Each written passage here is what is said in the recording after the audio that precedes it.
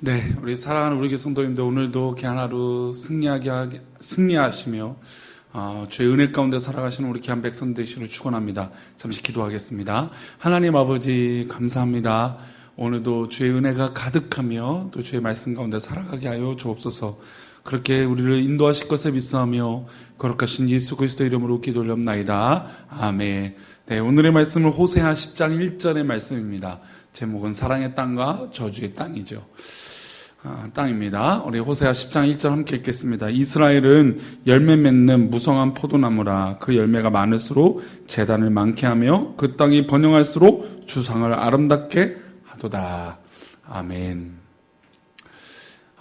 참 지금은 코로나 때문에 해외여행이나 다른 나라에 가서 여행한다는 건 사실 꿈도 꿀 수 없습니다. 참으로 어려운 시기를 보내고 있고 참으로 답답한 시기를 보내고 있습니다.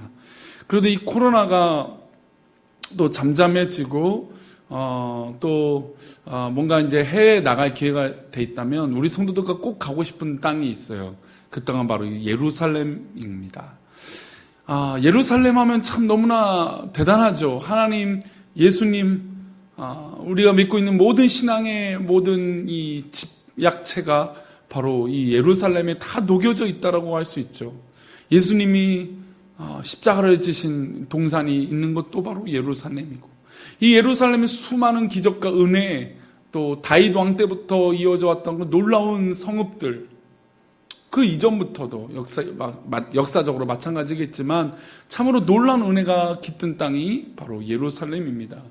근데 그 예루살렘을 지금 우리가 기억하는, 신앙적으로 접근해 보면 사실 이렇게 축복된 땅, 예수님으로 인해서 복음이라고 하는, 하나님 말씀이라고 하는 이것 때문에 예루살렘이나 이스라엘이 그렇게 위험한 도심에도 불구하고, 왜냐하면 팔레스타인과 계속해서 이 마찰과 테러들이 있잖아요. 근데 그렇게 위험한 도심에도 불구하고 어떻습니까? 굉장한 관광 수익을 얻는 나라가 됐죠. 엄청난 관광객과 또 모든 신앙인이라면 예루살렘에 꼭 한 번씩 가고 싶어하는 그런 마음이 있는 곳이 바로 이 예루살렘, 또 이스라엘 땅입니다.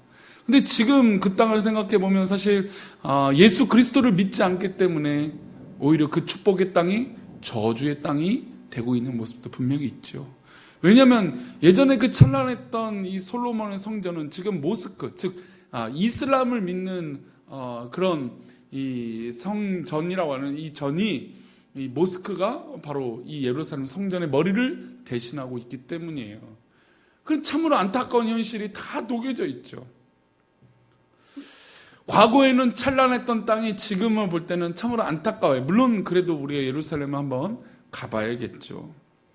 오늘 읽은 하나님의 말씀에서 과거의 영광만 남은 이스라엘을 살펴보시는 하나님의 마음이 드러나요. 우리 1절과 2절 말씀이네요. 읽어보겠습니다. 이스라엘은 열매 맺는 무성한 포도나무라. 그 열매가 많을수록 재단을 많게 하며 그 땅이 번영할수록 주상을 아름답게 하도다. 그들이 두 마음을 품었으니 이제 벌을 받을 것이라. 하나님이 그 재단을 쳐서 깨뜨리시며 그 주상을 허시리라. 지금 이스라엘 민족을 열매 맺는 무성한 포도나무라고 말씀하세요. 열매 맺는 무성한 포도나무는 아름답고 기대가 되죠. 야, 정말 좋은 나무구나, 기대가 되구나. 이 포도나무를 통해서 많은 사람들이 즐겁고 배부르고 건강해지겠구나라고 하는 것들을 기대하게 납니다. 게다가 포도주는 잔치집에서 없어서는 안 될 음료이죠. 이 이슬람 지역은 마찬가지. 이 포도라고 하는 이 열매는 굉장히 중요한 과일입니다. 그런데 이렇게 풍성한 열매를 맺고 기대가 되는 열매를 맺는 이스라엘 땅이 점차 변질되고 있었다는 겁니다. 2절의 말씀 보면, 다시 2절 말씀 볼게요. 2절 말씀 보면 그들이 두 마음을 품었으니 이제 벌을 받을 것이라. 그러니까 이렇게 축복된 땅이, 거룩한 땅이 이제는 벌을 받을 것이에요. 왜 벌을 받을 것이냐? 바로 두 마음을 품기 때문입니다. 두 마음을 품은 이들에게 하나님은 벌하시겠다고 말씀하신 것입니다. 게다가 2절 말씀을 다시 보면 벌을 받는 이유가 있어요. 하나님이 그 제단을 쳐서 깨뜨리면, 제단은 왜 하나님이 이 제단을, 예배드리는 제단을 깨뜨리실까요? 그것에 헛된 그 주상, 우상이 있었기 때문이에요. 찬란하고 복됐던 그 땅이 이젠 죄로 말미암아 두 마음을 품고 하나님을 떠나서 죄악을 저지르는 그런 곳이 되었기 때문입니다. 아무리 좋은 땅이고 아무리 좋은 기억이 있는 이곳이 우상에 절하고 엎드려서 죄악을 저지르는 이곳이 되니까 하나님은 심판하시겠다라는 것입니다. 이스라엘 민족이 예루살렘을 기억하고 만약에 북이스라엘의 역사들을 기억하고 그 찬란한 이스라엘 역사들을 기억했다면 이들은 지금 이 순간에 감사하고 기뻐해야 될 것입니다. 그런데 이들은 감사하지 않냐고 어떻습니까? 죄악 가운데 우상 앞에 엎드리고 있고 두 마음을 품었다는 것입니다. 하나님이 책망하세요. 어떻게 이럴 수 있을까요? 3절 말씀이 그 이유를 말씀하고 있어요. 그들이 이제 이르기를 우리가 여호와를 두려워하지 아니하므로 우리에게 왕이 없거니와 왕이 우리를 위하여 무엇을 하리오 하리로다. 지금 이스라엘 백성들이 어떤 마음으로 하나님 앞에 범죄하기 있냐? 하나님을 두려워하지 않는 것이에요. 저는 참 이 말씀이 우리 가운데 너무너무 소중하고 중요한 이 말씀이라고 봅니다. 왜냐하면 현대의 많은 사람들이 마치 하나님이 없다라고 여기며 산다는 것이에요. 신앙인들조차도 하나님이 임재하고 계신다는 것을 잊고 사는 것이에요. 하나님이 우리를 얼마나 사랑하시고 하나님이 나를 얼마나 귀하게 여기시는 것을 잊고 그 죄악을 저지르고 있고 넘어질지라도 하나님 우리를 사랑하셔서 다시 한번 기회를 주시는데 그것을 잃어버린 것이에요. 그것을 잊어버리고 여호와를 떠나기 시작한 것이죠. 이스라엘 백성들이 떠납니다. 하나님을 두려워하지 않아요. 하나님을 기억하지 않아요. 하나님의 놀라운 말씀과 역사들을 믿지 않고 자신만 믿고 살아가는 것입니다. 그래서 하나님은 이런 이중성, 하나님을 입으로만 하나님 아버지 중심에서 하나님을 떠난 이 사람들을 향해서 그 하나님의 애통함이 5절에 포함되어 있어요. 우리 5절 말씀 읽어보겠습니다. 사마리아 주민이 벳아웬의 송아지로 말미암아 두려워할 것이라. 그 백성이 슬퍼하며 그것을 기뻐하던 제사장들도 슬퍼하리니 이는 그의 영광이 떠나감이라. 저는 참으로 마음이 아파요. 하나님을 두려워하지 않고 하나님을 기억하지 않으니까 영광이 떠나가요. 우리 한국교회를 향하여 하나님이 영광이 떠났다라고 하는 것은 무엇 때문일까요? 바로 하나님을 두려워하지 않기 때문이에요. 하나님을 두려워하지 않으니까 어떻습니까? 자신만 옳고 이중적인 마음들만 막 많아지는 게 됩니다. 근데 이 땅 가운데 사마리아 주민이 벳아웬이라고 말하고 있어요. 벳아웬. 이 벳아웬은 지금의 말로 우리 성경에서 익숙한 지명으로 베델을 벳아웬이라고 합니다.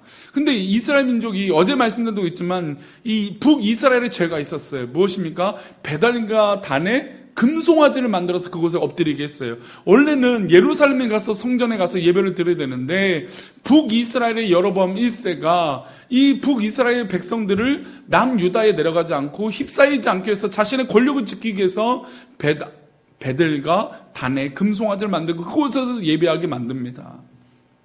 그것이 바로 벳아웬, 바로 베델이라는 곳이에요. 그런데 이 베델이라는 곳을 우리가 기억하고 넘어가면 어디까지 올라갈까요? 바로 야곱이에요. 야곱이 형 에서의 그 위협에서 도망쳐 삼촌 라반의 집에 달려가는데 돌을 베고 잤던 그곳에 하나님의 꿈과 하나님의 임재를 경험하고 그것이 하나님의 집이다라고 해서 베델이라고 했던 곳이에요. 하나님의 거룩한 임재가 임했던 곳이 바로 베델이에요. 그런데 이 베델에 어떻게 됐습니까? 금송아지가 일어나고 거짓 선지자들이 일어나고 인간의 유혹과 인간의 욕심들이 막 드러나기 시작합니다. 그리고 그것이 음란한 곳이 되기 시작한 것이죠. 베델은 하나님의 백성들에게 첫사랑과 첫 은혜가 있던 땅이었습니다. 그런데 그것이 변질되기 시작했다는 것이죠. 마치 서론의 예루살렘의 땅을 기억했을 때 그 땅이 얼마나 축복받은 땅인데 지금은 너무나 혼란에 가득한 그 땅이 되어져 버린 것처럼 베델이 마치 그런 땅이 이 호세아 선지자 통해서 드러나고 있는 것입니다. 우리 사랑하는 우리 교회 성전이 이곳이 하나님의 축복의 땅이 되기를 축원합니다. 우리 성도들이 있는 땅이 축복의 땅이 되기를 원합니다. 그래서 그 땅이 하나님 기뻐하심으로 말미암아 어떻습니까? 축복의 통로와 축복의 땅이 되어져야 되죠. 하나님 기뻐하시는 땅이 되어져야 되죠. 하나님 역사하심의 귀한 땅이 되어져야 될 줄 믿습니다. 하나님의 사랑의 이 귀한 도시, 하나님의 영광을 드러내는 귀한 도시로 쓰임받아 영광을 돌리며 나아가는 우리 귀한 백성들 되기를 축원합니다. 하나님은 오늘 우리에게 묻고 계십니까?